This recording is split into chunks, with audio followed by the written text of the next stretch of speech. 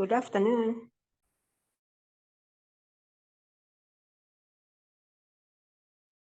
Hello, good afternoon.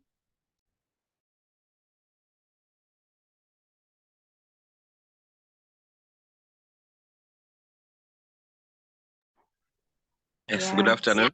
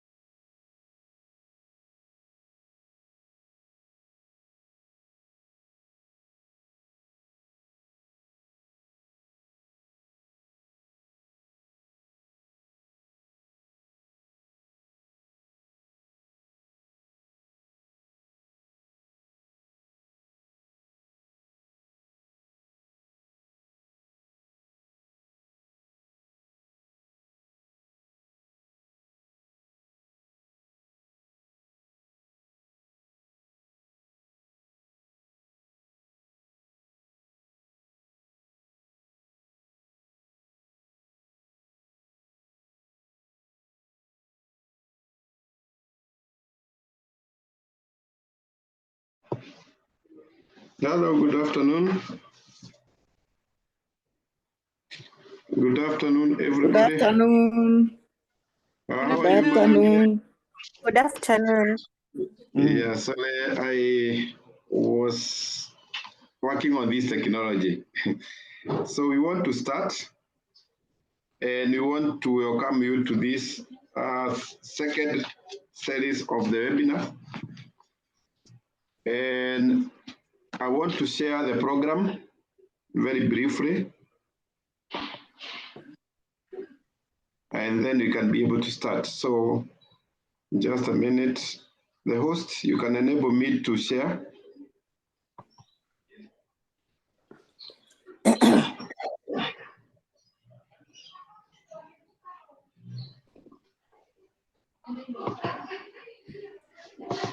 Okay, you have enabled me? No, it's disabled.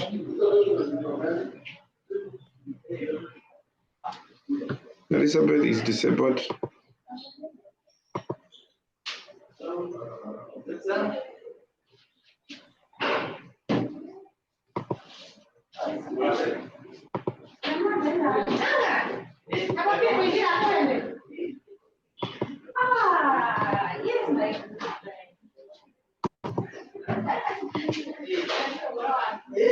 Okay, I want to start.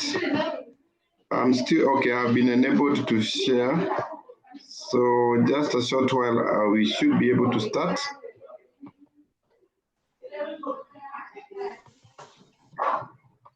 Please mute those who have their mics open.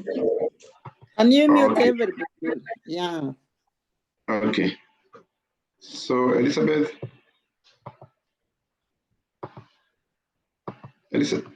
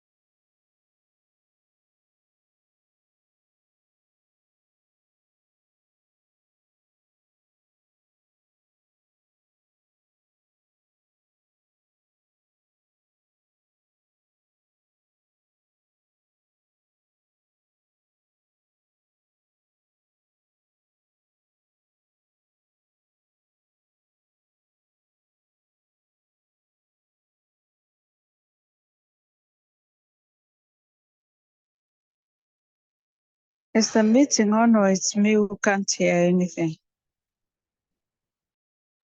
I can't hear as well.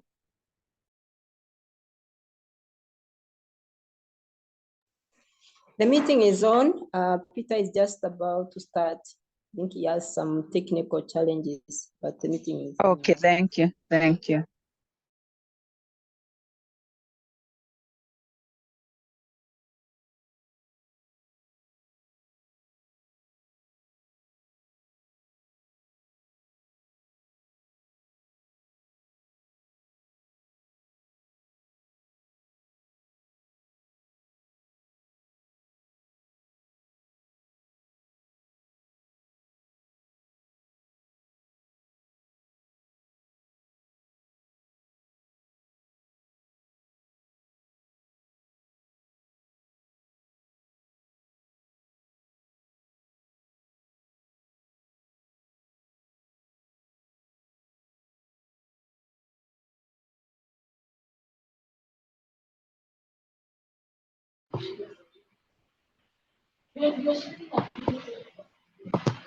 Hmm?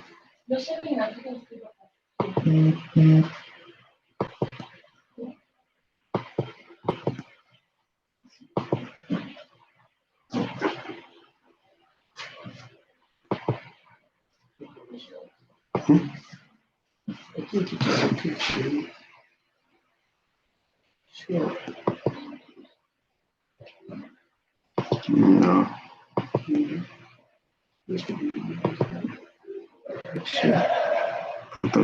No, I'll not share that with. I'm so fast. Then Save. But you see, where is it? This one.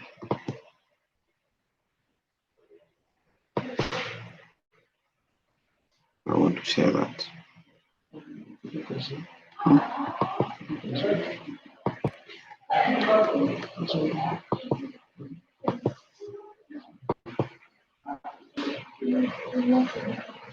Hello? Hello? Can you hear? Okay, thank you very much. Sorry. Yes, thank you very much. Sorry, it was a bit of a hinge because of this technology, but now I think we are on. And I wanted to invite you to this second series of our webinar on integrating nutrition into extension and advisory services, mainstreaming nutrition into agriculture webinar. And this one is our second series, which we are organizing with a number of partners, which we'll be able to look within a short while. But before we do that, I would like to ask Daphne to open for us with a word of prayer. Can you unmute Daphne?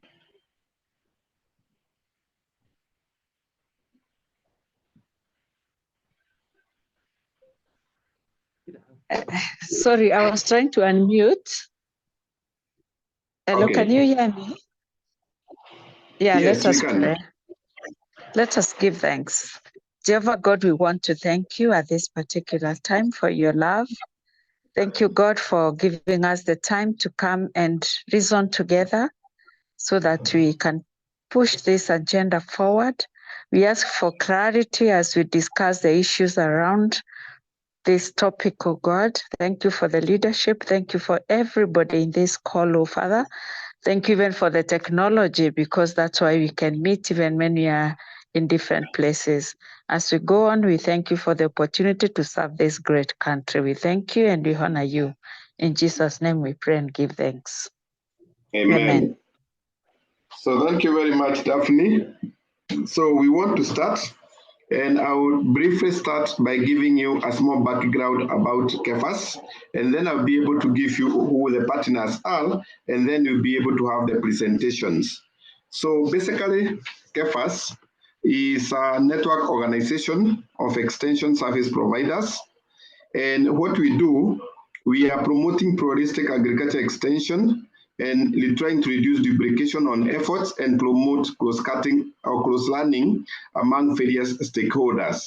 So we have different membership, which spans from academia, we have the public sector, we have the membership who are private sector, research organization, local organization, among others. So we are a big network and are affiliated to AFAS and GFLAS, which we are partnering together in this. So today, we are going to have the second series of the webinar, and we have had the prayers. So after the prayers, Madam Mary Kamau, of course, you'll be able to give us more presentation, because the chairman told me they're in a meeting. Sorry for pushing you, but I'm sure you are up to the task. But before then, we are going to have some webinar guidelines where we are requesting all the participants. I can see we have so many participants to be able to remain muted. All participants to mute their microphones unless when they are given an opportunity to contribute. Or the participants should also be able to put their video off unless at the point where we are going to take a photo. Anyone who wants to contribute during the discussion can raise up their hands. I'm sure you know where the issue is depending on your machine, and then we can be able to facilitate you. Then we only allow one speaker to talk at a time so that we are able to have an organized webinar. And then we will not be sharing the screen unless we request the IT person who is controlling this to be able to do it for us. So when we come to this webinar, I'm saying KEFAS has partnered with FAO, and I'm sure we have Anne. Anne is part of us. I can see he is part of us today. Yeah, and we have Lelisa. Lelisa is the regional follower for Southern America. where we have Francisca, who is part of us, and we are working on this together. We have the Global Forum for Rural Advisory Services, GFLAS, which is the global network for all the actors in the agriculture extension and advisory services. We have AFAS. AFAS is the African Forum for Rural Advisory Services, and we have Murang'a County, and also we had Turkana County, but I think they have experienced a lot of internet connectivity problem, and they are may not be able to attend, but of course we'll be able to share their experience when they share with us. So each of these partners is playing a key role, because we know the FAO, its mandate, it's a UN body which leads international effort to defeat hunger, and that is why it is very key for FAO to promote nutrition-sensitive agriculture through a variety of partnerships like this one, and of course capacity building initiative. And that is why today we are going to have Anne presenting the new methodology which has been designed by FAO, which will be useful for us. The Global Forum for Rural Advisory Services has a nutritional working group where KEFAS is a member, as well as AFAS. Actually, I'm the one who represents this. And we have been working together to promote the integration of nutrition into agriculture and advisory services at individual, organizational, and even at the policy level. So we have been looking at all this. We have LALISA, we have Murang'a County government, which is currently implementing the county action plan, as well as the guidelines for nutritional sensitive agriculture in the county, and they'll be able to give us their experience. So that is basically the objective of why we are here today, to be able to share lessons and share experiences. And now, if you look at the context we have, we are looking at the issues of increasing the population growth, which is coupled with climate change over the years, has actually greatly affected agricultural productivity and food production, resulting into impacts on food system and rural livelihoods. And I think everybody who is here can attest to that. Depending on whichever region, this one has become a big challenge. And we are told by the year 2050, I think half of the world population will mostly be in this part of the world. So the world is experiencing major shift in the tradition of food production, distribution, and consumption. Hence, there is a list of new food security, nutrition, and health challenges. So we are talking of more than 820 million people in the world, and about 10 million in Kenya are food insecure, which underscores the immense challenge of achieving the second Sustainable Development Goal, Zero Hunger target by 2030. That is a contribution for us to be able to do that. So good nutrition starts with what we eat. Make healthy diets a cornerstone solution for addressing all forms of malnutrition. So we may find that when we interact with food system, not only as our outcome of existing food system, but also as a driver of change for future food systems.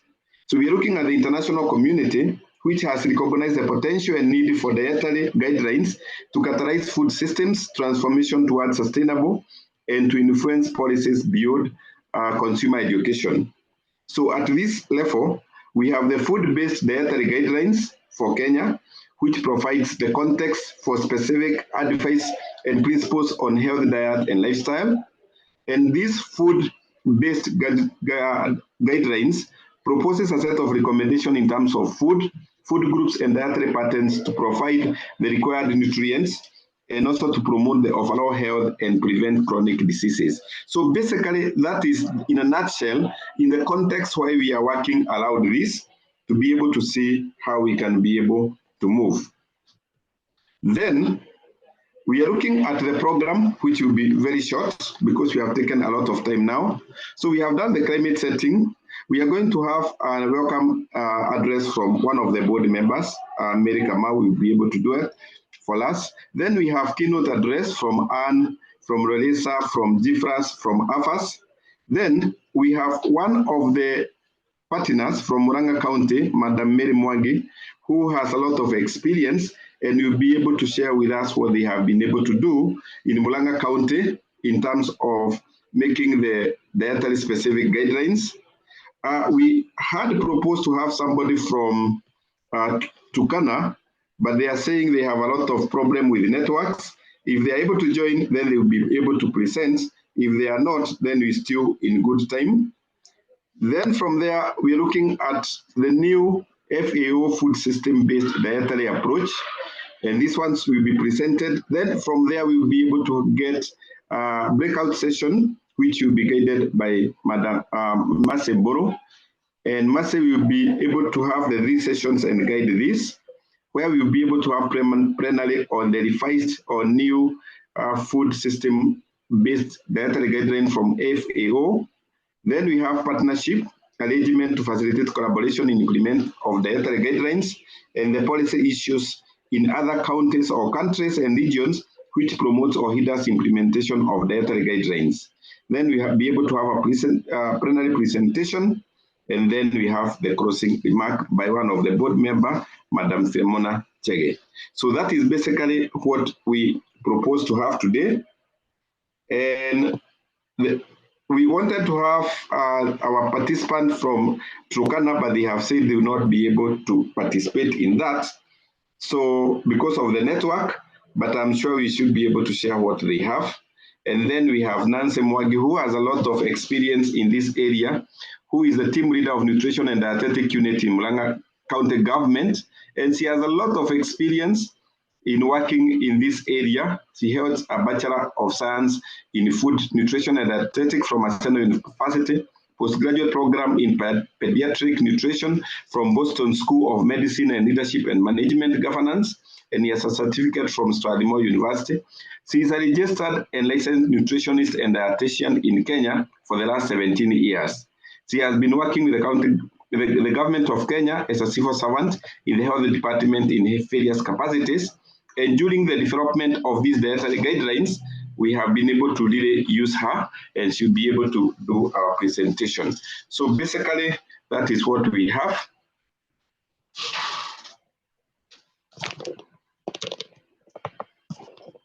So that's what we have. And I think at this point, I'd want to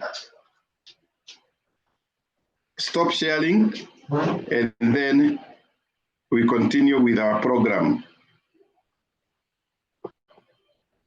So thank you very much. So at this point in time, I would like to invite Madam Mary to be able to give us a quick opening remark on behalf of the chairman, who is held up in a meeting at Bomas of Kenya. So Madam Mary. Hello, good afternoon, everybody. Good I afternoon. would like to take this opportunity on behalf of the chair to welcome you to this very important webinar on behalf of KEFAS and the board members and the management, because we know how important nutrition is in our lives. It's not enough just to produce food, because all of us want to do effective and efficient extension to the farmers so that they can be able to produce enough food for themselves and even for sale. But in the recent past, we have found that it's not enough just to produce food. How do we use that food? Because we have realized that even with the time, nutrition is very important in our lives, in our day-to-day operations in agriculture, and the need to have it being integrated in the normal extension system.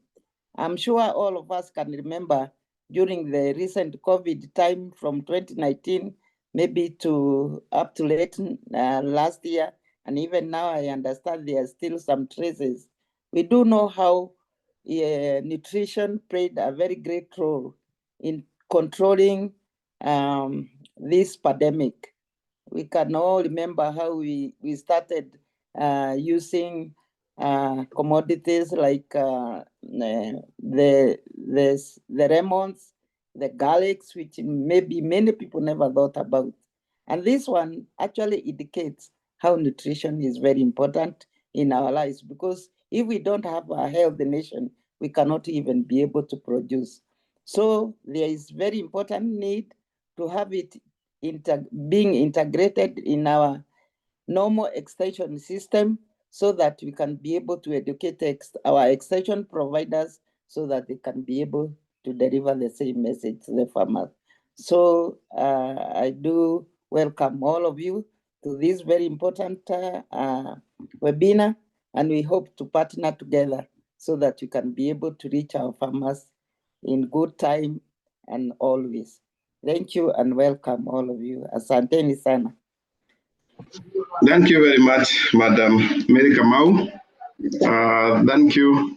The director is the former director. She has everything on the fingertips in addition to our extension. And we have been really pushing on this nutrition. So at this point in time, I would like to invite Anne from FAO. Anne is holding or is putting on two hats. One, Anne is representing the FAO. And then from there, Anne will also be a discussant or will be also a presenter in this case. And Anne, we want to invite you to officially give a keynote address, and then we will be able to give you an opportunity when you'll be able to do the presentation. So, Anne, welcome. Thank you, Peter. Thank you all, and thank you for your interest in nutrition and extension. Since I come from the Nutrition and Food Systems Division at FAO, I have to tell you it comes with a job. We all have to address nutrition now. The main reason is that improving nutrition is essential for development. If we don't address nutrition, we will not be able to achieve many of the SDGs, not only SDG 2. Evidence shows that good nutrition is essential to reducing poverty, improving educational outcomes, productivity, and economic growth. Because of this, since before the SDGs, countries have committed at international, regional, and sub-regional levels to fight all forms of malnutrition. For instance, from the foundation of FAO, we have the mandate to raise levels of nutrition. Then in the first International Conference of Nutrition and the second International Conference of Nutrition, and also through its framework of actions, the Sustainable Development Goals and the Decade of Action on Nutrition, these have all been very important commitments for countries towards nutrition. So how does it all relate to agriculture extension? So when governments and other actors commit to address nutrition, when they think about agriculture extension, they see the potential to reach communities on the ground, something that is not easily done. However, if you remember one thing from this opening talk, I want it to be this. We need to be very clear on why and how we want to include nutrition in agriculture extension. We hear excellent examples in the ground, and combined, they have several objectives that include motivating and supporting farmers and farming households. For instance, when we train extensions to support farmers to plant vegetable gardens for their own consumption, to improve dietary species richness and crop diversity, to reduce the length of the scarcity period, to improve infant and young child feeding, and to improve hygiene and food handling. These are all very different behaviors, and they require many different skills. So it is very important that we all clarify what capacities are needed from extensionists and how can these be addressed. From case studies in different countries, we know that we need to better define what is the mandate for extension. What do we want them to do about nutrition? And so we can address through capacity development strategies what their needs are. So nutrition and agriculture communities need to better link with each other. They can strengthen each other for farmers and nutrition. Thank you all very much, and hopefully this this webinar where we discuss also what dietary guidelines can do to support these critical development of skills for agriculture extensions extension and capacity development in a broader sense, also with policy and enabling environment. We hope that this will bring a good result to our discussions. Thank you so much. Thank you very much, Anne. That one is very, very important for us to see how we can be able to reach the last mile in terms of nutrition, and that one is a key message. So all of us, I'm sure we are in this space and we are so much interested in that, and thank you very much. So from there, I would like to invite Francisco Aguirre from Lalesa. Francisco, are you there? Yes, I'm here. Thank you, Peter. Yes, welcome. Thank you very much, and thank you, Peter, for your leadership in all this job, all the organization of this webinar. As Relacer, the Latin American Rural Extension Network, as co-organizer of this webinar, jointly with AFAS and KIFAS, we are very grateful for the collaboration between various institutions and GFAS networks to highlight the role of nutrition as one of the main responsibilities of rural extension. As Anna was saying, and I'm not going to repeat that, we think that nutrition today is the main topic for rural extension. So we have to prepare our extensionists, our institutions to do well this job. This webinar is very important for us because it's going to give the direction for the tasks we have ahead, and also because we have a discussion in this topic with different networks. At the same time, we're doing this type of discussion in Indonesia, in Latin America, in West Africa, and also today in East Africa. So thank you very much to all of you to this great participation in this meeting. And again, thank you, Peter and KFAS for this organization of this webinar. Thank you very much. Thank you very much, Francisca, for really linking us together through the GFLAS network. I think participants can hear we are going to have these discussions globally in all parts of the world, which is being coordinated through GFLAS and through LADESA. So that one is important. So you can see we are all participating in the global forum to be able to address the issue of nutrition. So it is also an honor for us as KEFAS. So at this time, I don't know whether Dr. Carl Lesson from GFLAS has joined. Carl, are you there? I'm sure there was another meeting on AI. Carl had said he will be able to join when they are through on the other side. He is still not there. And then we have Dr. Srim or somebody from AFAS. Morris, I can see Morris from AFAS. Yes, is Dr. here, Srim? I think yes. Should be joining. Yes. Should be joining shortly. Yeah. Okay, then we'll give him the opportunity when he joins, and that one is important for us. But before then, because of time, I would like now to invite the first presentation. That is development and implementation of country-specific dietary guidelines, a case for Murang'a County. Nancy Mwagi had given you a bio, and I would like to invite you to do your presentation. You can be able to share the screen from that side. So Nancy, welcome.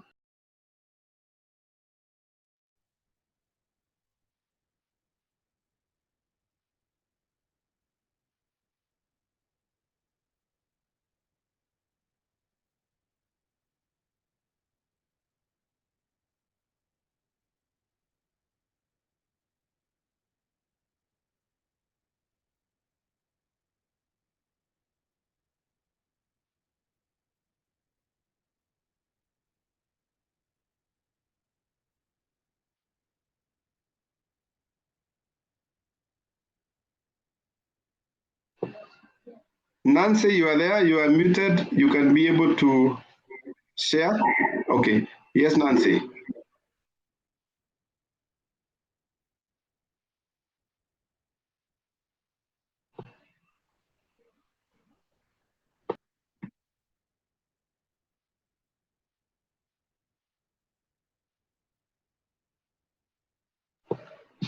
Nancy, we can't hear you.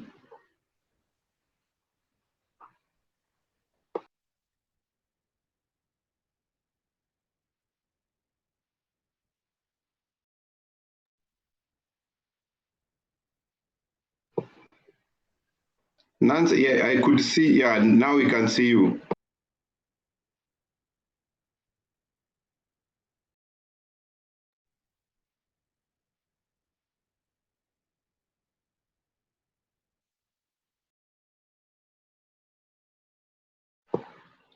Nancy, yes, you have, now you have the mic, you can go on.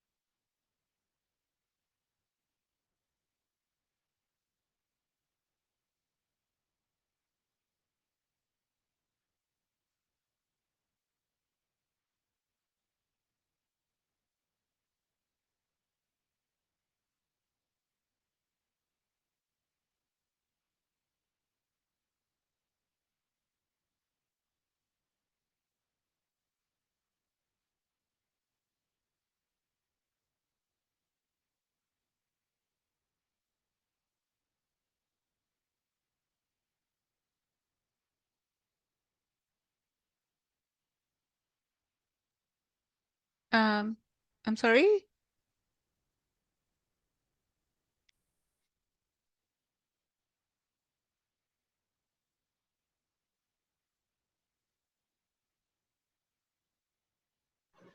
I think as we are sorting out the issue of Murang'a County in terms of connectivity, we could first go to the next one.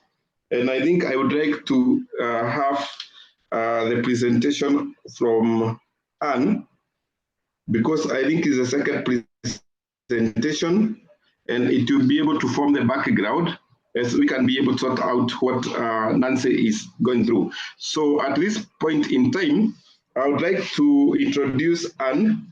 Anne is Dr. Anne Islas Lamos, and she's actually she earned her bachelor's degree in nutrition and food science from the Ibero-Americana University in Mexico City.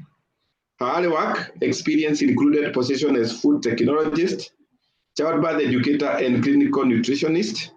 Dr. Isalas Lamos earned master's and doctorate degrees in nutrition education from Teachers College in Columbia University, where she contributed to the development of several nutrition education curriculum with a behavioral approach and a sustainability focus.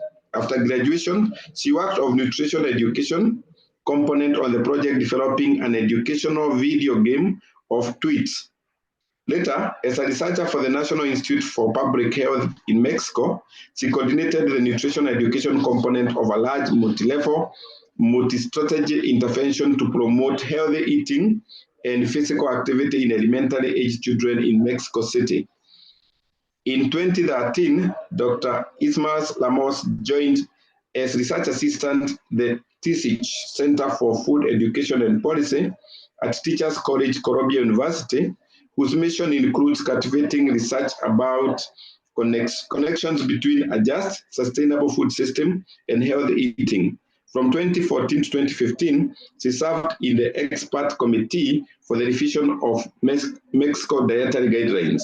Since 2016, she serves as the nutritional officer in the Food and Nutrition Division at the FAO of the United Nations, where she leads the work of dietary guidelines. So this is her background.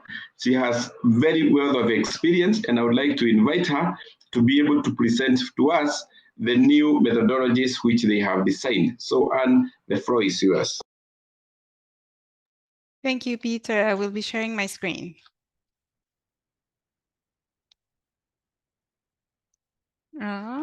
Just a second. I don't think I'm enabled to share my screen. Can you please enable the sharing? Thank you. Elizabeth, enable sharing. Okay.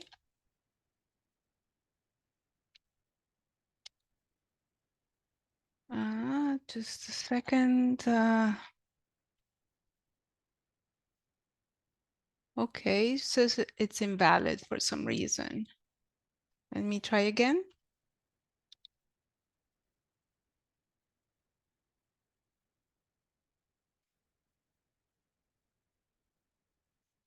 I will try something else. Let's see if this works. Can you see my screen now? Yes, we can. Okay, excellent. So I will be talking to you about the food system-based dietary guidelines, the entry points for agriculture extension and rural advisory services. So good nutrition, as I mentioned, starts with what we eat. So healthy diets are a cornerstone solution for addressing all forms of malnutrition. The high-level panel of experts of the Committee of Food Security and Nutrition notes that diets interact with food systems not only as an outcome of existing food systems, but also as a driver of change for future food systems. So let's remind ourselves that diets need to be considered for food system transformation, and food systems need to be involved for healthy diets to be possible and to stay make food systems sustainable. So what do we mean when we talk about food systems? Let me show you a quick video.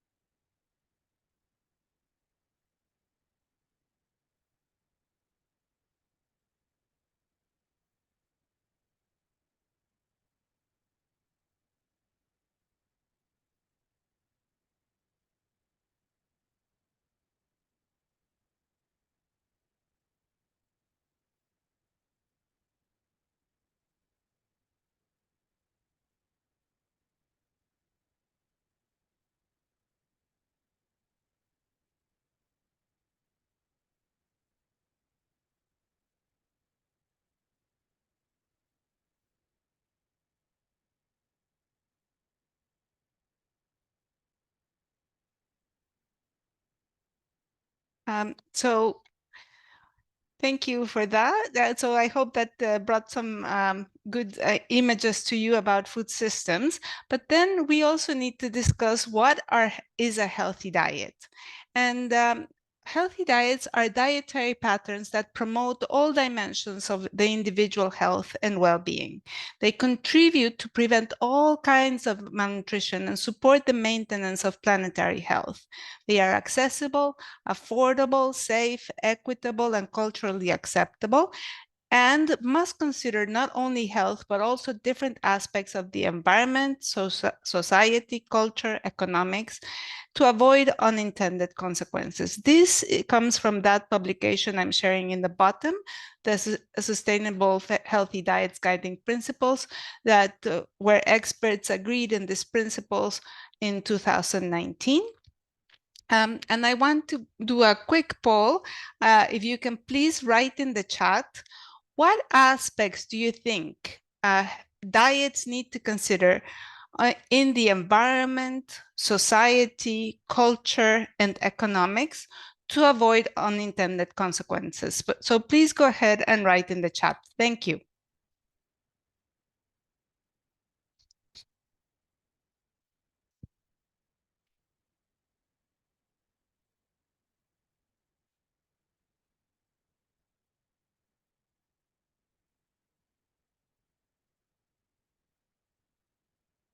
So physical activity, safety, thank you.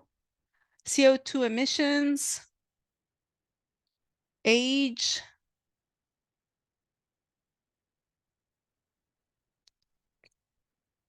other aspects on the culture, on society, economics, the environment, taste, environmental degradation, to avoid it, yes. Joy, yeah.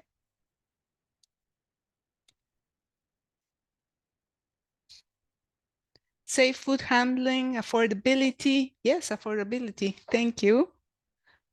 Quantity, economical, yes, affordability, economical, the quantities. Absolutely. So different aspects. And also, of course, one of the very important aspects that needs to be considered is also the context. So healthy diets need to be contextualized. People in the mountains don't eat the same as people in the coast. In different countries, they have different practices, and this needs to be well considered. So I want to make another quick poll. Have you used dietary guidelines in your work? And if so, how?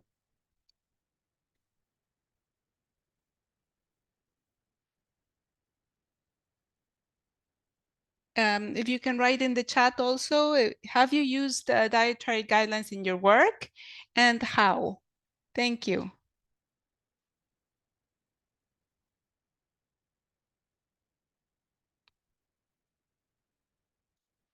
Yes, in community-based nutrition education campaign. Wonderful, wonderful, great.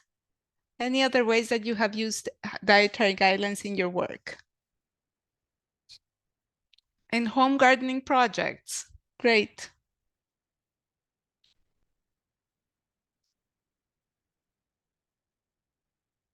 Maybe another couple, if you have used them in other realms. Okay, some of you have not used them. Thank you. In the community action plans, how to improve dietary diversity, farmer field school programs, great, farmers, guidelines for teaching farmers, promoting children nutrition, excellent, in school feeding programs. Okay, so a few of you have used the dietary guidelines. Excellent. So I just want to have a quick reminder of what are dietary guidelines. So they are evidence-based recommendations that outline what a healthy diet represents in a country. This is an example from Ethiopia. And of course, they have different recommendations like diversify your diet by selecting at least 4 food groups in every meal and 6 food groups every day. But also they are country specific. As I was mentioning, they have to be contextualized. So in the same example from Ethiopia, they are evidence-based in that there's evidence to say, for instance, for the first message, there is lack of diversity in the diet. And therefore, one of the recommendations should be to diversify the diet. And this is specific food groups that they created for Ethiopia, but also, for instance, the fruits that are and vegetables that are included, bananas, papayas, that's specifically the fruits and vegetables that are mostly more commonly consumed in Ethiopia, or limit intake of sugar, sweets, and soft drinks to below 30 grams per day. This is because the evidence shows that the situation shows that people are consuming too much sugar, and the evidence shows that more than 30 grams per day has negative consequences for health. And alcoholic beverages also, again, the situation showed that this is a problem. It had to be addressed, and back factory processed and homemade, because the situation shows that also people make their own alcoholic beverages. So these are specific, context specific, but also they are, again, popularly recognized by the simple messages and graphic. We have here the example from Ghana with their plate that they have with the messages. And they are generally used to inform consumers in food and nutrition education, as you had mentioned. You have used them for community education, in different projects and in programs for school meals, etc. But they also have the potential to inform and guide policymaker actions, and not simply to inform or encourage individuals. That is the Global Panel on Nutrition 2020, on agriculture and food systems for nutrition. This foresight document really put the emphasis on how dietary guidelines can go beyond. And one thing we always forget is that they are constituted by a package of outputs and resources. Here are some examples of some of the resources. For instance, the situation analysis and evidence review document, the evidence that I was talking about from Italy, messages and principles here from Ghana, a food guide, a graphic from Japan, manuals, materials, activities for different audiences from Uruguay. Then here we have from Ecuador, implementation strategies and plans, and then some video resources like this Canada food guide.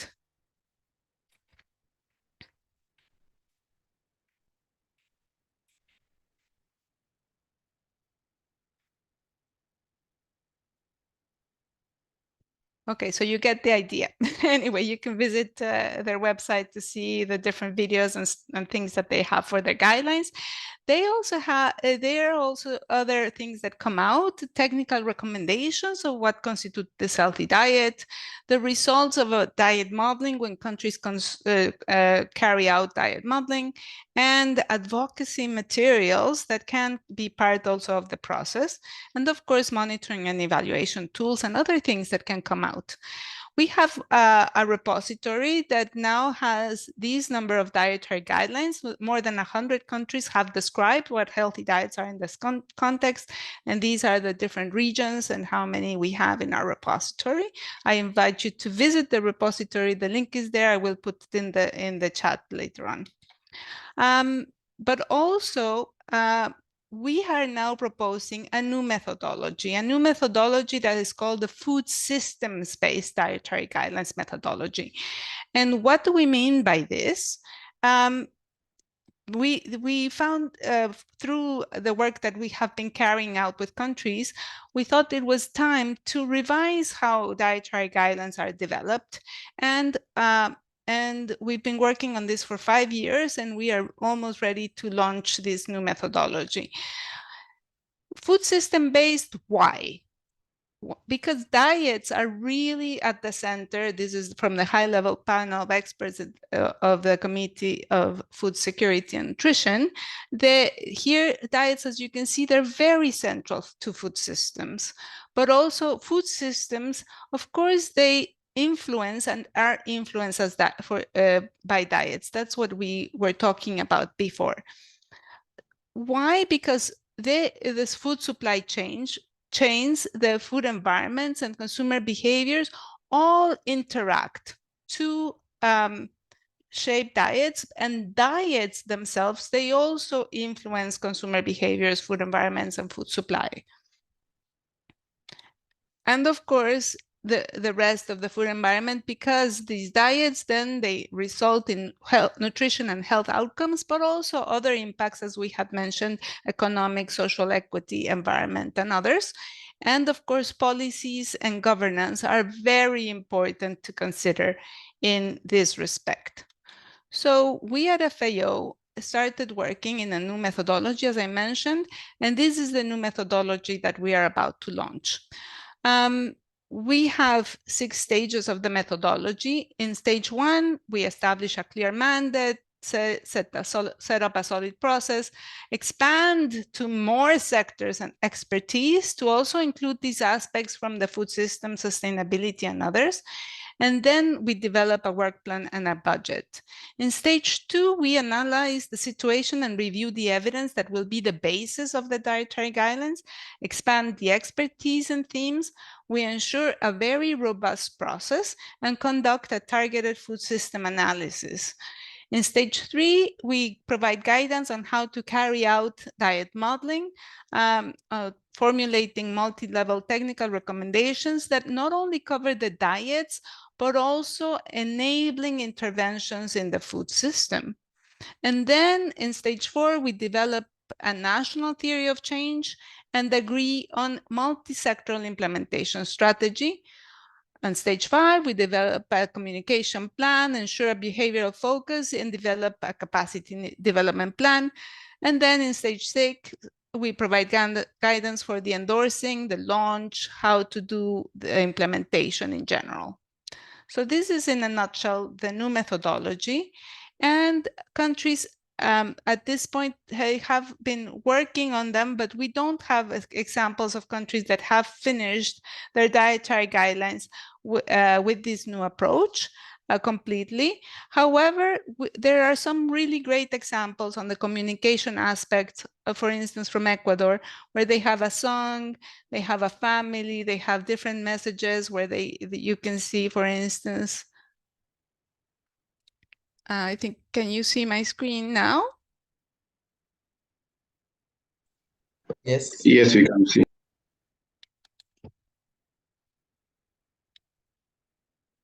Oh gosh.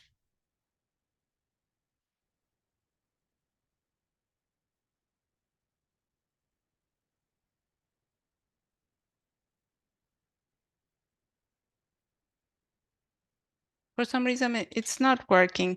I will skip this. I will share the link and you can visit their site for the time. We have this theory of change that we would like to, where we would like the food system-based dietary guidelines development process to result in a good process and a series of outputs that we were just mentioning. Why? Because we would like to have as an outcome that legislation, policies, and programs are developed, reviewed, and implemented in alignment with the dietary guidelines. Also, we would like to have that food supply and food environment actors and consumers would be willing and able to take actions that align with these dietary guidelines, and in the long term to have the food systems being shaped by coherent policies and programs to promote healthy diets and sustainability, a coordinated response by food system actors to increase access to healthy diets from sustainable food systems, and also that consumers diets and food practices that are aligned with the dietary guidelines. Why? Because this would, in this theory of change, result in improved diets, better nutrition, more sustainable food systems, and contribute towards the SDGs. And in cross-cutting, of course, we would need implementation at national, subnational, and local level. That is where extension would be very critical, and multi-stakeholder and sectoral engagement, capacity development, integration of sustainability dimensions, monitoring, and improvement. So some entry points for your consideration. For instance, one of the things that could happen is that agricultural research institution could be part of the technical task team or an advisory board for the scientific part where we develop the dietary guidelines. The evidence from agriculture extension and rural advisory services could be included in the targeted food system analysis and in effective interventions along the food systems. Also, national extension and rural advisory services networks can contribute to the implementation strategy, to capacity development and communication actions that could be developed with ag extension and rural advisory services in mind. Implementation could also be done all through farming activities, and support monitoring and evaluation could be done in collaboration with extension at the community level. So, to summarize, the dietary guidelines have a vast potential to promote healthy diets from sustainable food system by informing policies, programs, and investments throughout the food system. But they need to be better developed, communicated, implemented, and evaluated to unpack their potential. In particular, they need to embrace a food systems approach to diets. There is international growing demand that the dietary guidelines integrate sustainability consideration. This is not an option, but a need given the state of our food systems and our natural environments and the social aspects of diets and the economic aspects of diets. So all of this needs to be considered.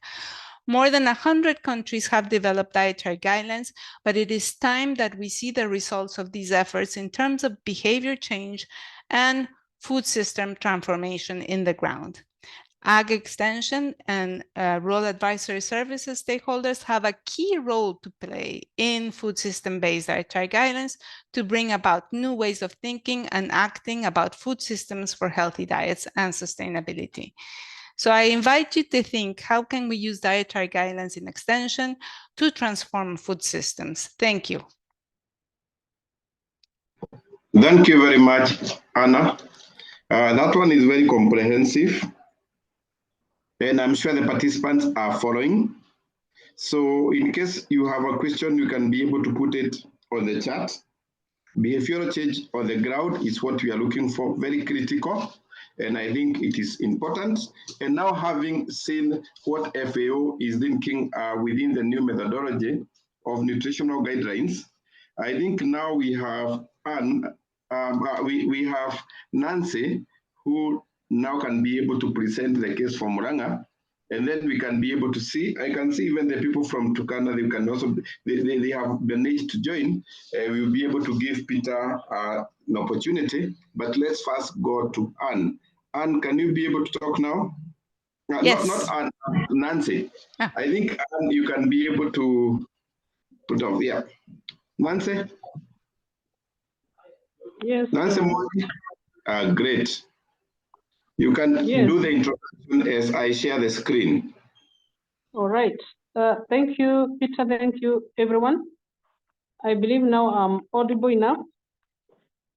My name is Nancy. I work in Murang'a County government, in the Department of Health. I coordinate nutrition services in the county. Health in our country has been default. And so we have policies at national that guide the implementation of programming within the health sector. So I'll be presenting on our Murang'a County specific dietary guidelines. Of course, we have other dietary guidelines within the Ministry of Health. But during this process, we thought that every county is unique in its own way. There are food items that may be recommended national that are not available at county level. And so these guidelines were actually very localized in a way that we are able to get specific food items that are available within our county. I'll request if this screen is shared at widescreen. Peter, if you could share the screen, full screen. PowerPoint show.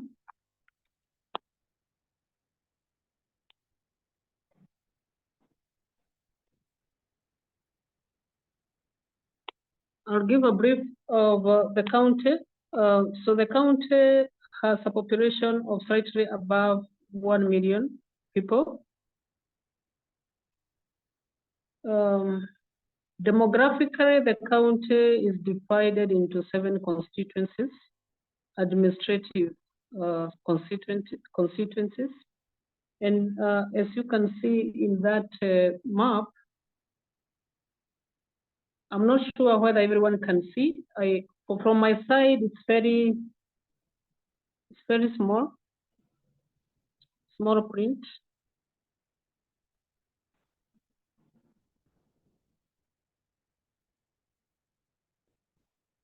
All right. So we can go to the PowerPoint show, Peter, if you're able to do that.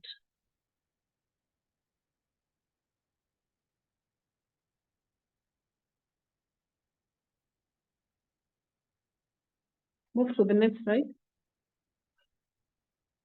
So the population for the county, as I've said, according to 2019 census, is slightly above 1 million. And demographically, the distribution is such.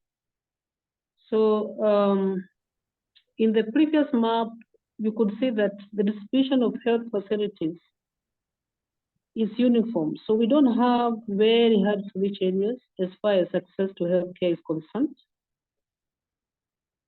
Next slide. So we'll look at the National Nutrition Health Statistics, and specifically for children below 5 years. So according to KDHS, Kenya Demographic Health Survey that was conducted in 2022, we have 18% of children below 5 years stunted, 5% wasted, and 3% overweight and obese. But the trend line shows that we have been improving from our previous indicators from 2014 KDHS. We have been on a downward trend. So for Murang'a County health statistics, we look at the level of stunting, wasting, and underweight. So in 2014, stunting was at 20.1. We have now dropped to 10%. Underweight 3.8%, and wasting 5%. When we look at these numbers for KDHS 2022, that now is at 10%. In the absolute figures, is about 12,000 children below 5 years that are stunted.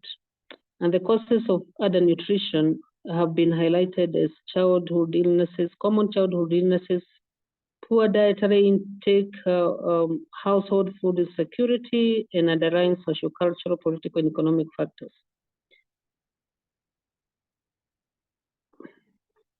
This graph does not show, it's not nutrient deficiencies. It's actually vitamin A supplementation in children below 5 years. So we usually supplement our children twice in a year with a high dose vitamin A supplementation. And so this just shows how the supplementation has been. It has been on an upward trend.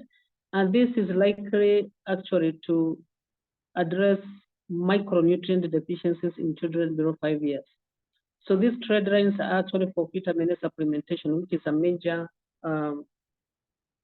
micronutrient deficiency issue in Murang'a County and also in the national. Next. So Murang'a County has had several interventions. Some are domiciled in agricultural department and others in the health department. So we have had agroecological development policy, Agroecology Development Act of 2022, very recent. We have a county nutrition action plan, and we have a validated county-specific dietary guidelines. Next. So we may have interacted with the Kenyan National Nutrition Action Plan 2018-2022, which is now under review to develop the next 5-year plan. And this is a plan that was developed through a multi-sectoral consultative meeting and forums. And this is a document that gives us a roadmap as a nation how to address malnutrition in the country. And this means overnutrition, undernutrition, micronutrient deficiencies, and other cross-cutting issues are addressed in this action plan. So we have 3 key result area of focus, that is nutrition-specific interventions, multi-sectoral nutrition-sensitive interventions, and enabling environment. The objective of this plan is to reduce all forms of malnutrition using well-coordinated multi-sectoral and community-centered approaches for optimal health of the population. So the KNAP, that is the Kenya National Action Plan, defines key areas which includes maternal, infant, and neonatal nutrition, adolescent nutrition, nutrition status of adults and older persons. So it looks at nutrition across the life cycle. Implementation of activities and interventions have been in such a way that it cuts across sectors. So different sectors will do different interventions to address malnutrition. Next. So in line with the National Action Plan, we developed our County Nutrition Action Plan that is aligned to the national, but with county-specific issues of addressing malnutrition. And this plan is also coming to an end this next year. So the government of Canada, in partnership with UK Aid from UK, stepped up for Murang'a County in a matching fund agreement to be able to develop and implement this plan. So we have been working with the NGO throughout this process, and we saw a resource mobilization for the county to commit on 1-to-1 ratio with the donor. So the CNAP has been actually on implementation up to date. Next. Next slide.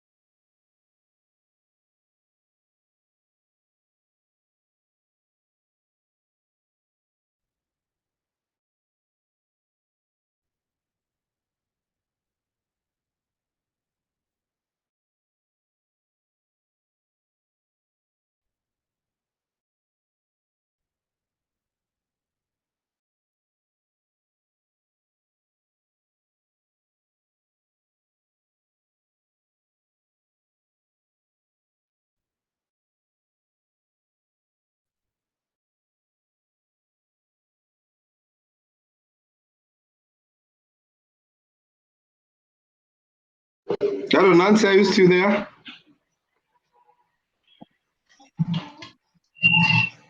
I don't know what has happened to Nancy, and she had taken us through so well.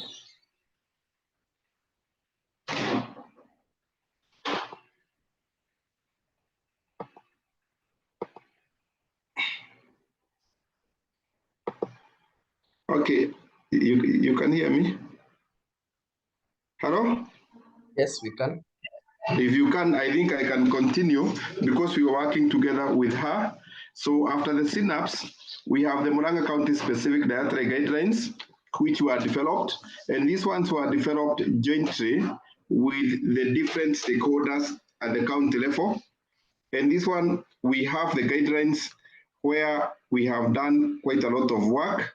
And we brought in all the professionals across board, including the people from health, people implementing from extension, people who are all over within that space, the stakeholders. And from there, we were able to come up with the dietary guidelines for the county. And here, when we look at the objective of our guidelines, the key thing was to provide principles of healthy diet for the general population. 2, to establish a sort of dietary guidelines for Murang'a population throughout their life cycle. 3, provide recommendations for physical activities for all age groups, including those with special needs. Promote food production, safe food processing and preparation for consumption of healthy diet for Murang'a population, and provide guidance for advocacy and resource mobilization for promotion of healthy diet. So if you look at what Anne presented and what we were able to do, you can be able to have some congruences. Of course, there are some areas we could be able to improve, but at least we looked at these principles. So out of that, we were able to develop these guidelines using the identification of the stakeholders. And here we brought in State Department of Agriculture and Health. We had Directorate of Agriculture Nutrition. We had NARIC. This one is an investment program from World Bank. That is the National Agriculture Rural Inclusive Growth Project. We had the nutrition coordinator from the departments, people from different areas, including the community-based facilitators, leader, community health workers. It means we had a lot of people where we sat together. We identified the area of policy interventions. Then from there, we identified the appropriate programs which we needed to do, identify the county priorities, and then from there, we conducted the community nutrition assessment, where we were able to develop the methods which are used there. So we have given this one as examples when we have the methods which we normally use to be able to know the status. Then from there, we were able now to develop the Murang'a specific dietary guidelines.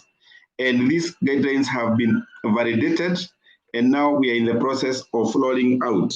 So if we look at the composition of the dietary guidelines, we started with the promotion of optimal nutrition. So we are looking at food nutrients, food groups, healthy eating principles, principle of healthy eating, sample menu, and sample menu, which is one has got 5 or more food groups, and the other one has got 4 or more food groups for the babies. So we looked at the nutrition in the life cycle, food production, processing, and preservation, food production through home gardens, food processing and preservation technologies. They are within the guidelines. And we have the issue where we looked at now the current situation and the messages which we have, just like Anne has said. So we have most of the children below 5 years do not attend growth monitoring after 1 year. So we are recommending nutrition assessment for children and adults should be done regularly to promote proactive and action to reduce risk factors. So we have this current situation, and then from the current situation, we were able to craft key messages which are involved within these guidelines. So these ones are just an example. And then from there, we were able to look at the methods of how we can be able to assess whether the children are growing light or dietary assessment methods. So they are there.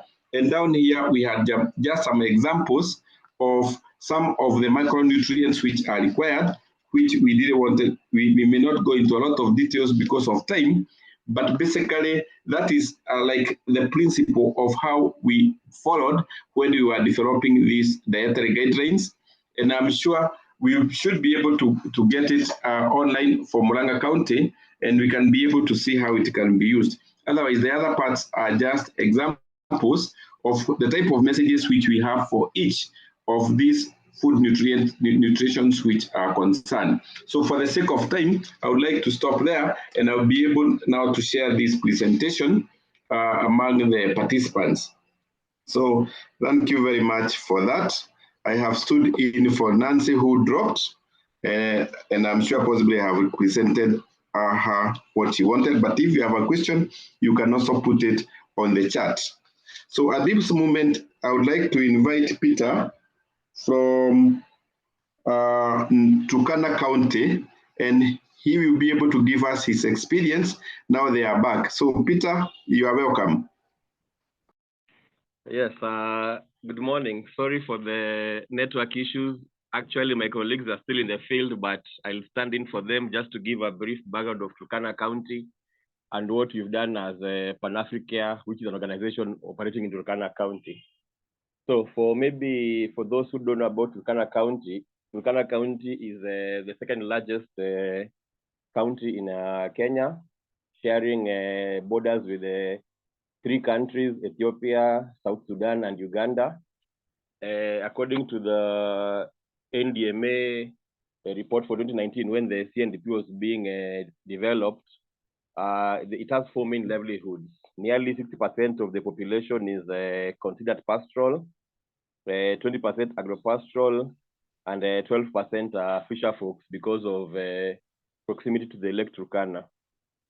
In matters of health, Turkana County is probably one of the counties that usually registers quite a high number of malnutrition rates in Kenya.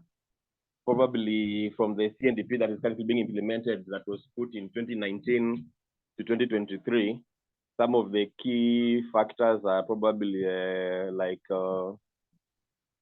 leading to malnutrition include the chronic and acute food insecurity, noting that Turkana is purely an arid area. So like only this year, this rain that was mentioned by the meteorological department is the only time we've actually seen rain since the year began.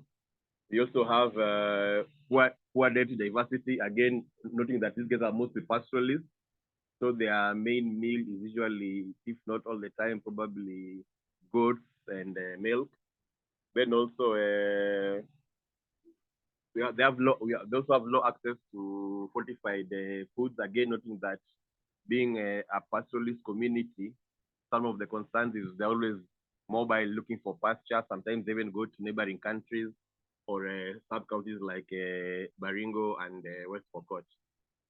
So probably based on that, probably I'll just give an example of what we've been doing as Pan-Africa.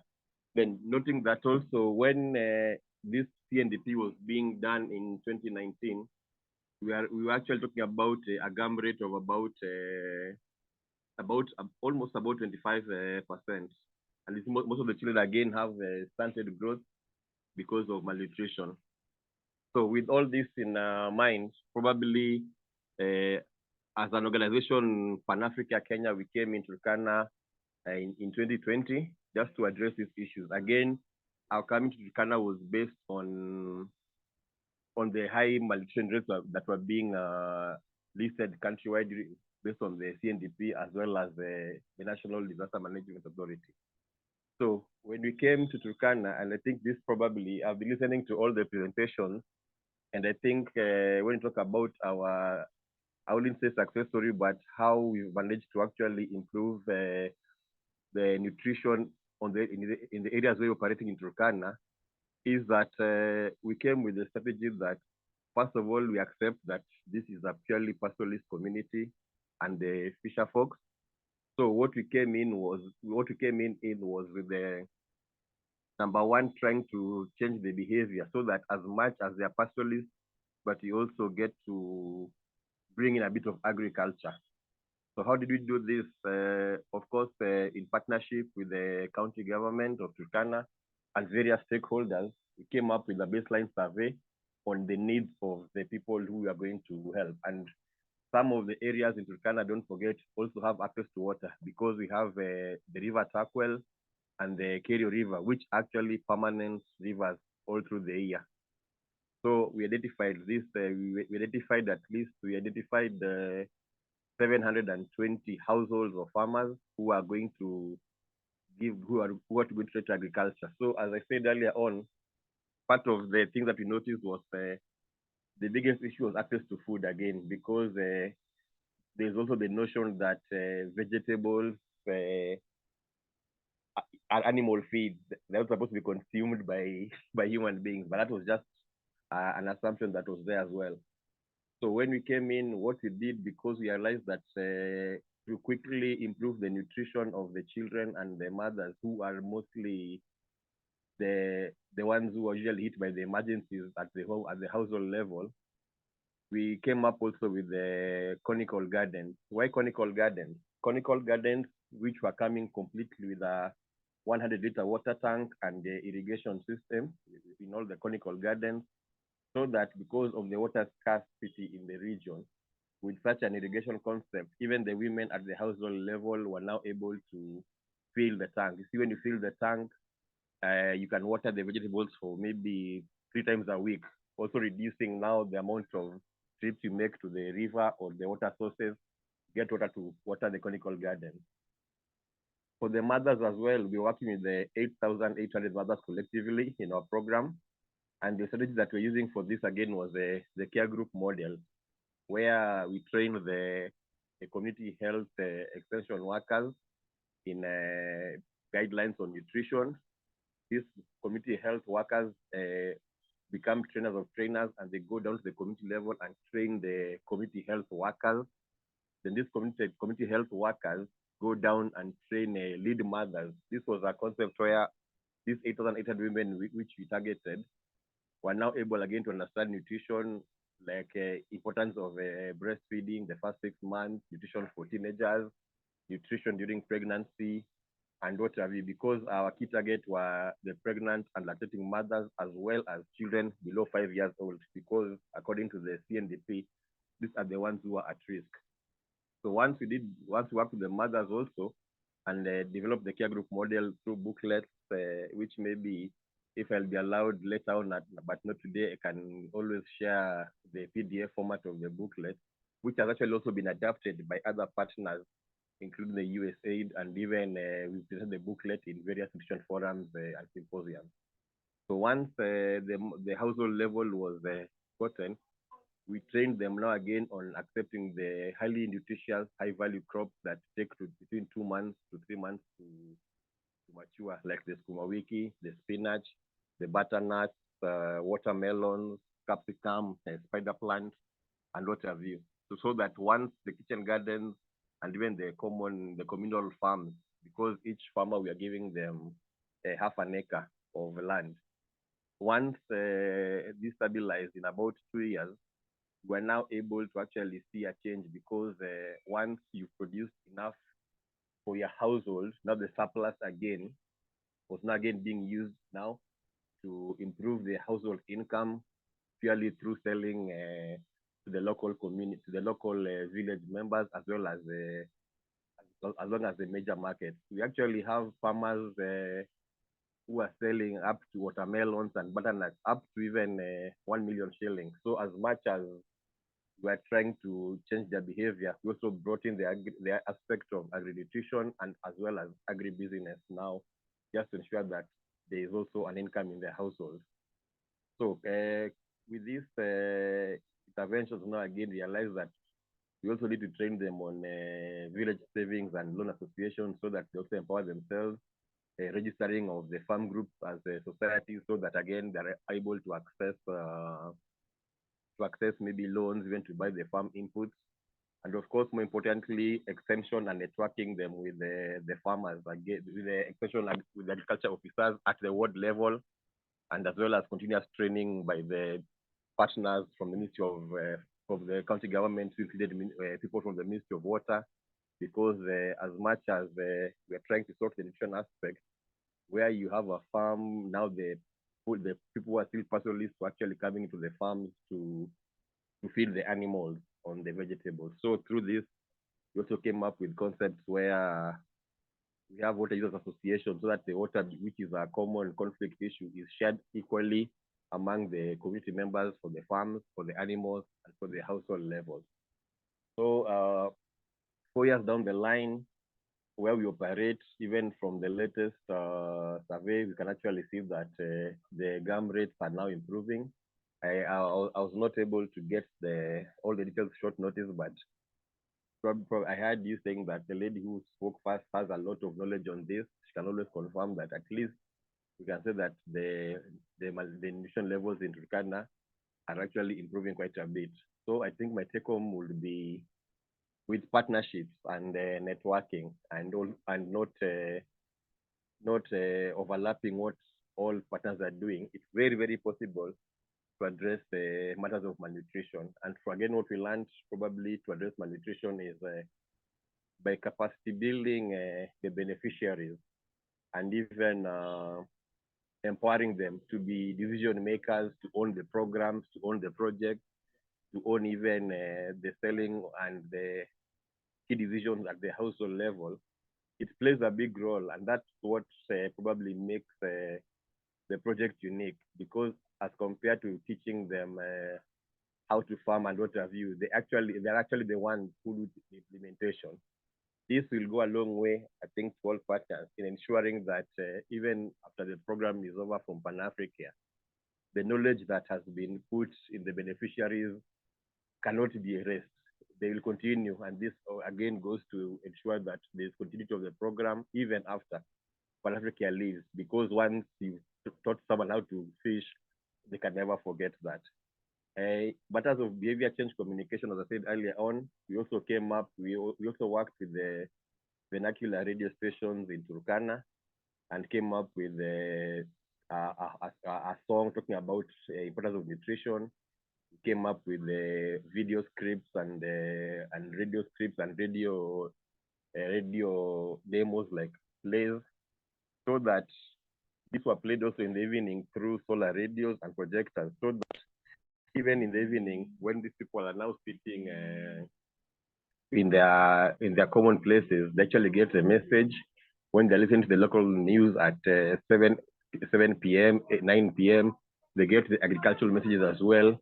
Hence, continuous learning process was done. So as for Africa, that's what we are doing. But in Turkana, most of the partners as well, including probably the UNICEF, FAO, JICA, and all the key players, are now actually starting to implement the issue of capacity building the farmers and the population to become agro-pastoralists, also reduce the expenses related with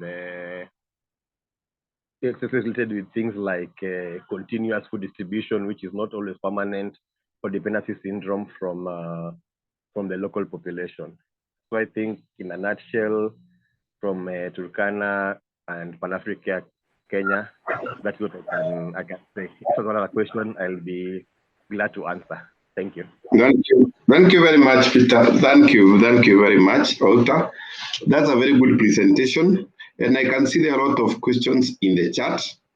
I'll just, okay, there are a number of them, which I'll just mention briefly before I hand over to Mercy.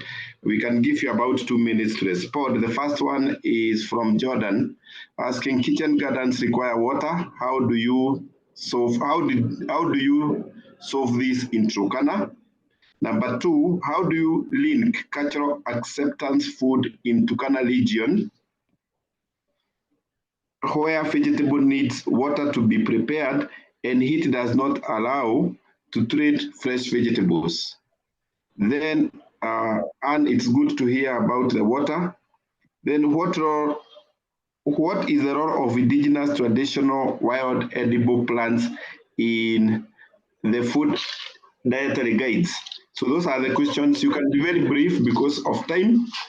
And then we have one question, but that one will go to Nancy from Suka Hobby. So you can first respond that before I go to Nancy. Okay, so to address the kitchen garden that requires water, how do you solve this in Turkana? As I said, one of the ways that we sorted out the water issue was through doing the canal, because as I said, Takwel River is a permanent river. So where the homesteads were a bit far from the Takwel, we sank canals.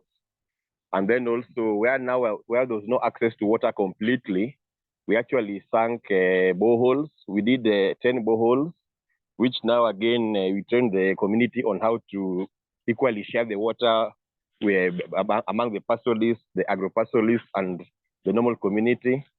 And then probably, as I described the conical gardens that we are doing in Turkana are actually irrigated with a small tank. This small tank, if you fill it with water, you are sorted for about a week before you refill it again. So this one even saves the cost, the time taken by the women to go and look for water to come and put in the conical gardens, because it is something that is done once a week. Also, the conical gardens address the issue of even the people who are now disabled and cannot maybe use a djembe or walk around. With the conical gardens and the spacing that was there, it is now easy even for them to be part of the change process. So we also included the people living with disabilities in the program. About culturally accepted foods, that is why it took us a very long time to actually, not a long time, but one of the key strategies was using the community leaders and the gatekeepers to actually bring in the aspect of how vegetables are nutritious and actually be part of the 7 meals that someone eats in a day. Because again, you realize that the soil is not, they're not really farming, but once we taught them even something like watermelon and butternuts, so once they accepted this to the behavior change strategies, they were now able to accept that over and above having a nutritious food for the children, this was also going a long way in improving their household income through selling of the surplus. Then in matters of the wild edible plants, we also have a component of natural resource management and climate smart agriculture, because again realize that they have the traditional fruits and trees that they were planting. So we partnered with Kefri on this in matters of bringing in indigenous crops, because they have an office in Lodwar. So in the farms where we have and the households, we are also now doing afforestation through introduction of indigenous crops as well as fruit trees to also further improve the diet of the people. So someone is saying how have your programs improved that in school? Right now, we are currently working on a way where again we're going to introduce the 4K clubs and also improve the dietary places in school, because for us, our first strategy was actually targeting, sorting out the malnutrition level at the household level, and then we cascade it out to the community level as it goes higher and higher. So I think in matters of seeds, maybe just the function that someone asked, again, through partnerships like KFIs and other like-minded organizations, there are actually seeds that are, I'd say, drought tolerant. They actually do very well in Turkana, sorghum, millet, and all these ones were developed by KFIs. I think they have a very nice brand that is doing well there. We also came up with the OFSPs again, which was a new crop to them. We came up with someone else. So we came up with the FSP, cassavas, and what have you, so that as much as we are teaching them how to grow these things, we also keep continuously bringing change to them through the chain communication. And then of a very important is for it to be a success, we worked very, very closely with the county government, because again, they're the gatekeepers. So even when we're doing this project with the beneficiaries, the farm was, you find that the farm was donated by the community itself. Yeah, I think I've addressed all. Thank you very much. Because of time, I think we stop there, but there are a lot of questions, questions which you'll be able to share. I can see people are very keen that they're also going to have Murang'a and Turkana very useful information. It will help us to develop our county nutrition dietary policies. So it is important, but we may not be able to address all this, but we as CAFAs will be able to make sure that you'll be able to address them. But because of time, let's address them during the report, and we really want to thank you, Peter. And of course, Nancy, we are also going to thank you very much because of what you have done. This time, I would like to invite Mercy, who is taking us through a very short discussion so that we can be able to have our group, so that we can be able to give our inputs. And I can see your hand is up. You have a question? Yes, just a quick question. I wanted to know the linkage between what was done in Turkana County and Murang'a County for with the national dietary guidelines. Were you able to use the evidence that was collected for the national process, or how did you link to the national process? Thank you. Thank you very much.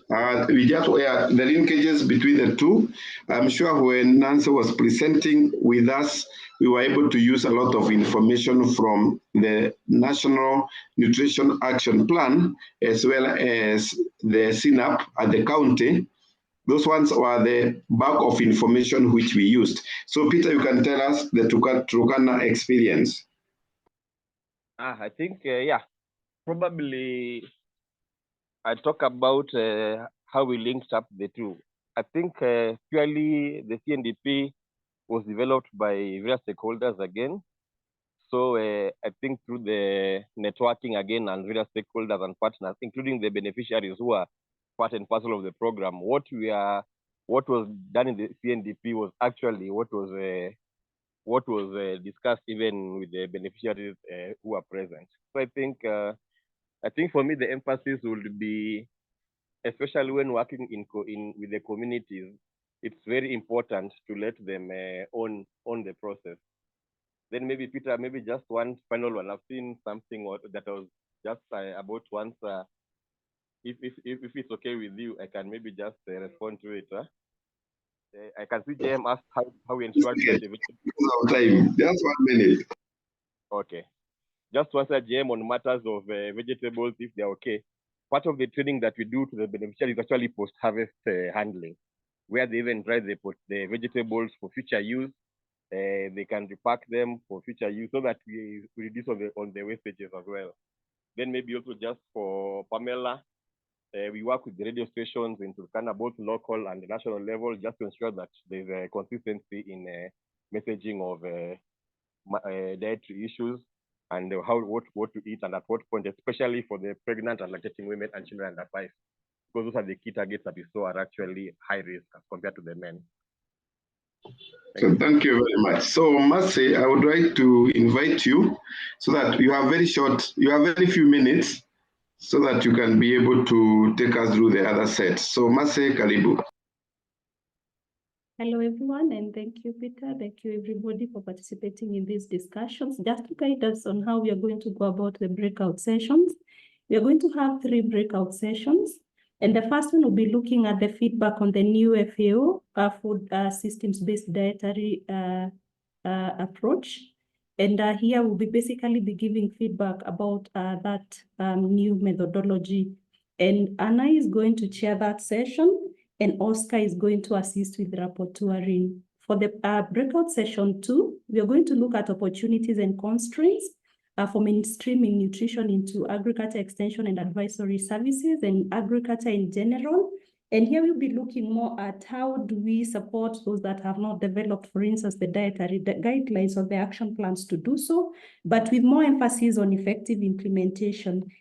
And you're looking at issues of the enabling environment. Is the policy, are the policies supportive? Is there interest? Is there goodwill to move these guidelines into the implementation so that we can have the behavioral change that you're talking about? Also, is the empirical evidence adequate to support now the implementation in terms of the social-economic factors that could possibly be hindering the consumers from actually adopting some of the messages that we are putting across? Issues of capacity, is it adequate, and many more other issues. Then the third breakout session is going to look at partnership arrangements for effective collaboration in mainstreaming nutrition into agriculture extension and advisory services and agriculture in general.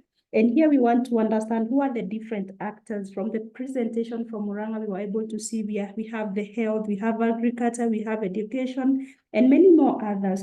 Who are these actors? What is their role? And what coordination mechanism do we envisage to be able now to move the guidelines from a document to implementation? And then what are the actual steps in actualizing that coordination mechanism and also operationalizing it? I hope that is clear. And for the second breakout session, we are going to have Dr. Nkurumwa assist with chairing that session, and Calvin Kiboi will be assisting with rapporteuring. And for the third breakout session, we are going to have Madam Pamela Mburia assist with chairing, and Elizabeth Aluda will be assisting in rapporteuring for that session.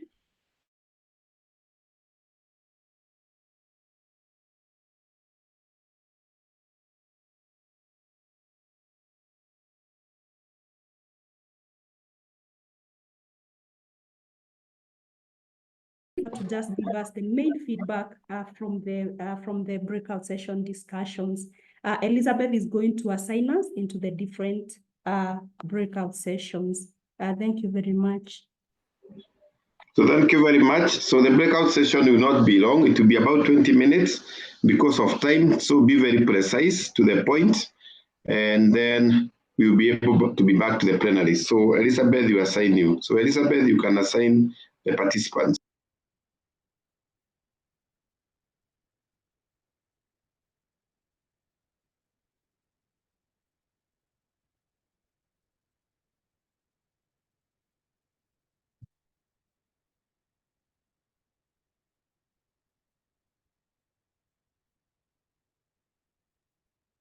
Hello, welcome all. Thank you for coming to this breakout room. So I hope we have a lively discussion. Can I confirm who will be taking the notes in this and who will be being the rapporteur? Hello, I'll be taking the notes.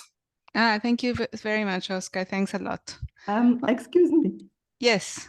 I think I've been put in the wrong group. I'm supposed to be in group 2.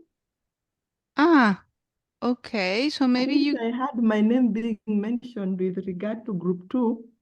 Okay, so maybe if you want to leave this, I think you can leave the breakout room and then go to the central one and they will reassign you.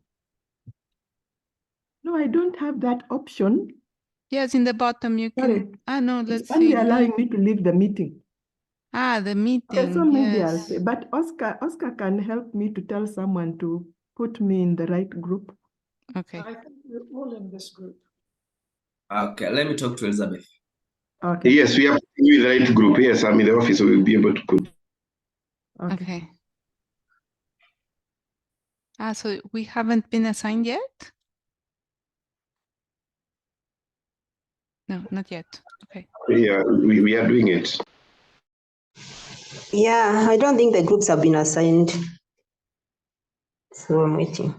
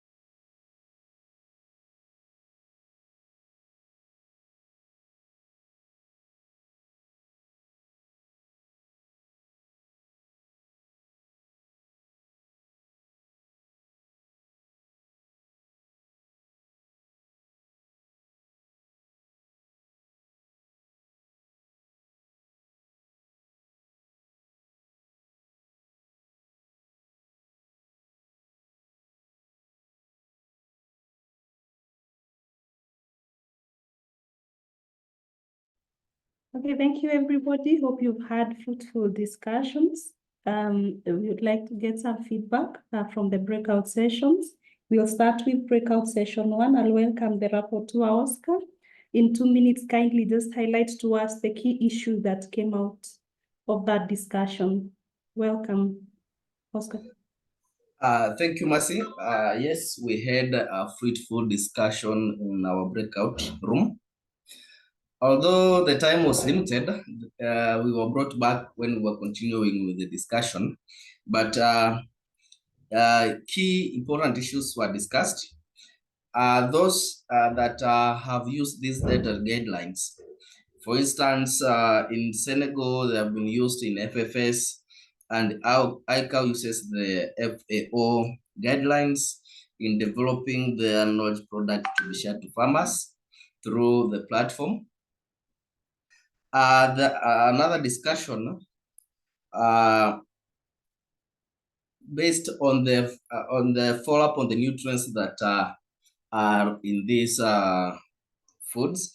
For instance, it has been highlighted that you may get spinach for in case in Murang'a having different nutrients, and from the studies it shows that there is a lot of toxins in foods from Murang'a, and maybe that's what led Murang'a County to go the agroecology way in while developing their nutrition guidelines, because there has been an assumption that from the studies and the measurements that were done prior, that when you consume a vegetable or a meal, you get the nutrients that earlier on had been specified to be contained in that food.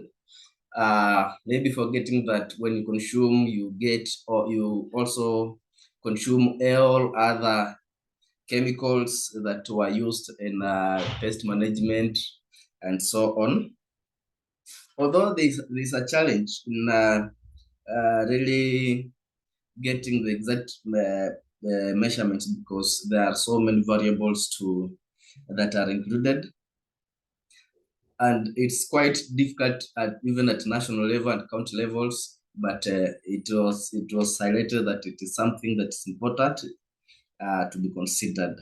Also, those production systems that encourage the use of chemicals contributes highly to production of food that have these chemicals that we consume. That's a summary of what we discussed. Thank you. If you can let something out, the team could maybe share. Thank you so much, Oscar. Thank you. I don't know whether in a second, anybody who has an additional point for that from that breakout session.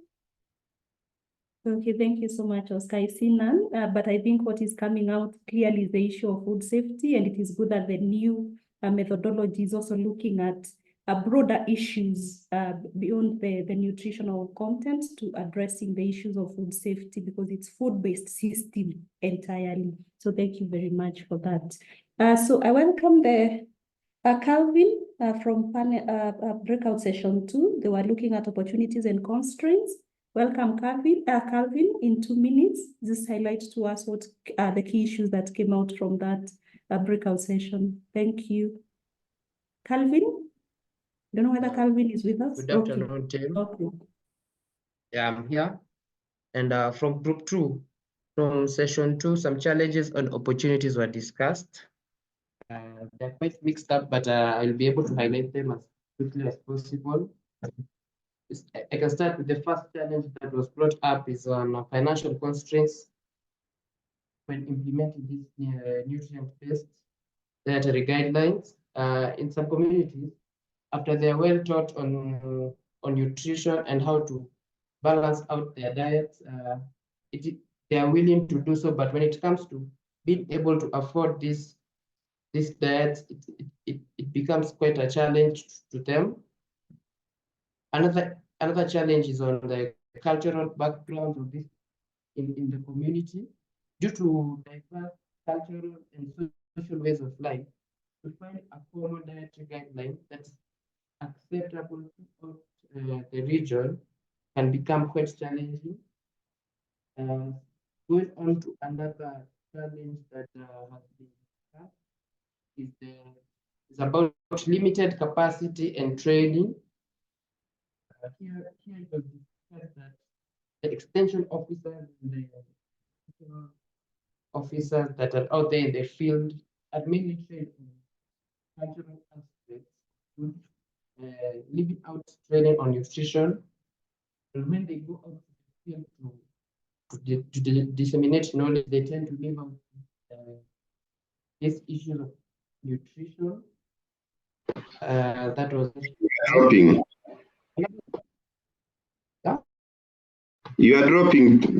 Try to bring the mic close to you. Another challenge discussed was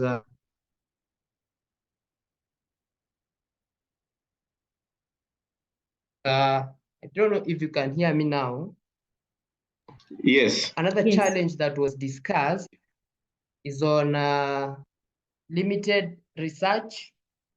One of the discussants said that there's not enough data, there's not enough research to show the state of the dietary patterns in the country. And on exploring this, we can be able to find more information and we can get to move forward when dealing with nutrition. Those are the challenges and opportunities. One issue was, and it was about taking advantage of the goodwill in the country. People are willing to uptake the dietary guidelines. So when organizations are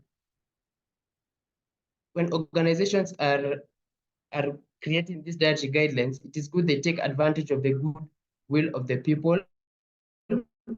Opportunity is was discussed on taking advantage of the population. The discussion was that nutrition is being mainly pushed by elderly and the middle-aged people, and an opportunity that is there to be taken is on training the youth to embrace more on dietary guidelines and training them on nutrition more. Another opportunity to be taken is strengthening nutrition guidelines in the curriculum, especially in agriculture. People, when the curriculum is being developed, more on nutrition should be input there, so that when the extension officers are going out to the field, they have knowledge to train farmers more. Another opportunity was to take advantage of modern technology as it is becoming part of our life more and more and more. And with this technology, we can use to push the dietary guidelines. Thank you, Mercy. Those are the main points discussed. Back to you, Mercy.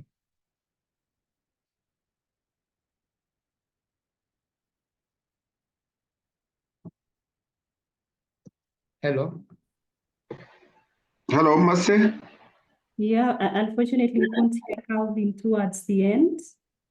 But thank you so much. I don't know. I think he's finished.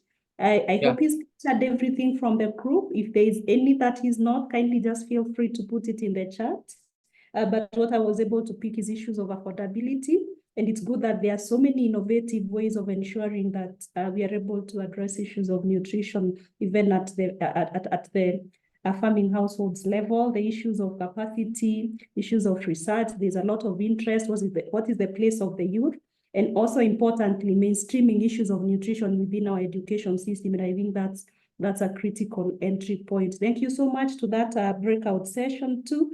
I think we'll be able to pick these up and see how we can be able to package the information even better in the report so that it can be disseminated. I welcome Elizabeth to highlight the discussions from breakout session number 3. And we're looking at issues of partnership arrangements. I welcome Elizabeth in 2 minutes. Kindly just highlight and summarize the issues that for breakout session 3, the discussions were on partnership arrangements for effective collaborations. I will give a summary. The first one was working with county assemblies to levy for increased funding towards nutrition and agriculture. In the case of Turkana, they formed a committee from the agriculture and nutrition department, where they engaged the county assemblies, and the funding towards this CP was also increased. The second one was a strategic partnerships and collaboration at grassroots level to exchange information and promote the primary health care. There is another issue of also involving the consumers or local residents at the community level, identifying all existing institutions, both at the national and at the local level, both in the private and public sector, so that they can work together in creating linkages between the national and the local institutions also. And we have also identifying issues of policies and also terms of extension provision. And then there's working with county steering committees to ensure a holistic approach in terms of resource synergy, information asymmetry, or duplication of efforts to bring together issues and solving them as a team. If there is any point I've left out, I will invite Mr. Peter Mwangi to add on, please. Thank you, Elizabeth. Thank you. Thank you very much. I think you have captured most of the things which we discussed in that group. The issue of those partnership and information flow, very critical, and recognition of the community stakeholders to be involved. And of course, there is that issue of the cultural aspects when you are looking at this, to have a county-specific the guidelines, which you'll be able to be responsive, and we will be able to avoid the duplication, and you'll be able to work together commonly. You know, we have a common focus, all of us as stakeholders. So I think Elizabeth has presented it well. Back to you, Mercy. Thank you so much. Well done, everybody. And we really appreciate the discussions have been quite insightful, been able to pick so much. And we hope that we continue. Mercy, are you still there? Yes. Hello, can you hear me? Hello? Yes, we can, Mercy. Okay, thank you. I was just appreciating the groups, everybody who's been able to participate and given their contribution. We are really grateful, and we are going to package this in form of a report, and it will be disseminated to everyone. In case there's anything that we've left out, just feel free to reach out. If there are issues that you felt that needed to come out from those discussions that have not been highlighted, feel free through an email or through the chat, just highlight them and we'll be able to capture them. Thank you, everybody, and back to you, Peter. Thank you.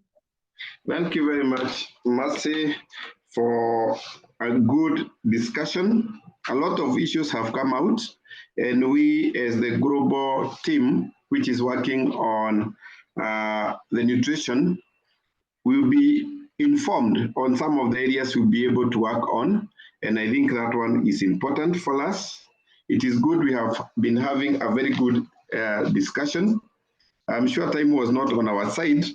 We have exceeded a bit, but I really want to appreciate everybody. We have been able to close with a number of participants, almost 35, and we started with a huge number. So at this moment in time, I know there are so many questions in the chats. You'll be able to address them or send them to the appropriate people who will be able to address this issue. And I would like to just give 1 second or 1 minute to Anne to be able to give us like a parting shot, and then we invite Madam Chege to close for us. So Anne, 1 minute from FAO. Thank you. Thank you. It's excellent. Thank you so much that you all joined this webinar today. We heard the examples from Murang'a County and from the 2 counties, and we very interesting examples. We encourage countries to develop national dietary guidelines, and these dietary guidelines at the national level, they have the resources to really do a thorough review of the evidence. And with the new methodology, we want the evidence to include also environmental sustainability. They have always included some food safety considerations, but more practices that consumers can take.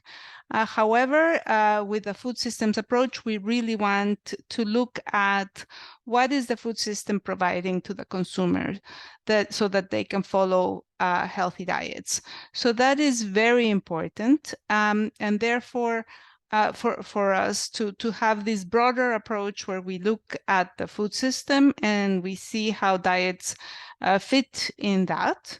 And we welcome the examples that were presented here, but we really would like to see the connection of what is produced at national level to be really the basis for the localization at the local level, which is very needed just to avoid duplication and to really make use of the work that was done also at national level.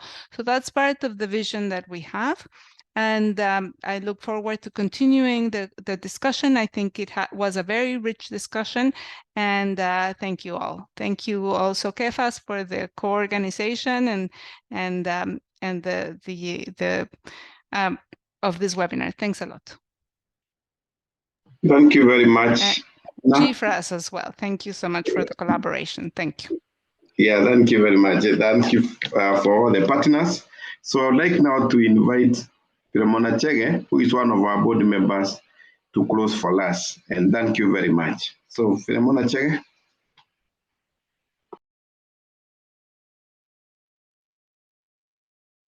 Good evening, everybody. My name is Philomena Chege, a board member of KEFAS.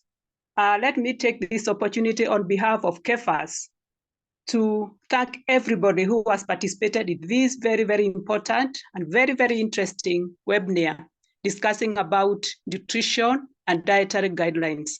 We have learned a lot from the discussions and even from the breakout groups. Let me also thank the stakeholders who have participated. Let me thank GFRAS, AFAS, FAO, Minister of Agriculture, especially in the counties. They have worked very, very hard, especially in terms of what they have done, coming up with those guidelines, and all other stakeholders who are present in this webinar. We have learned a lot. I don't want to get into what you've learned, but what I can pick from from FAO is about the food systems, which are influenced by diets, and especially what she's talked about, that dietary guidelines have potential to inform policies and programs in a country. So it is so important that we come up with those guidelines which can be able to inform policy. From the counties of Murang'a and Turkana, they were very, very interesting. They have done a commendable job. And what is coming out is that partnership and networking and collaboration is so important. We cannot do without that. So it is very important to enhance all these partnerships and networks so that we can be able to get far in this area of dietary guidelines.